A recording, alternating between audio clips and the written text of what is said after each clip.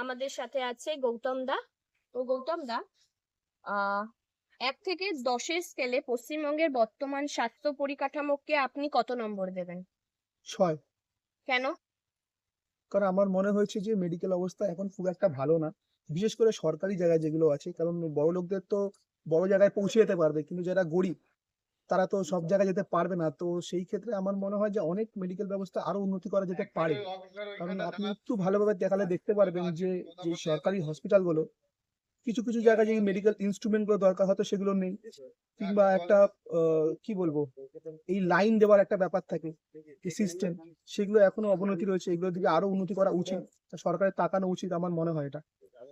আচ্ছা, আরেকটা কোয়েশ্চেন আপনাকে আমি জিজ্ঞেস করতে চাই, স্বাস্থ্য সাথী আর আয়ুষ্মান ভারত স্কিমের মধ্যে যদি আমরা তুলনা করি, আপনার মনে হয় কোনটা আমাদের জন্য সব থেকে উপযোগী?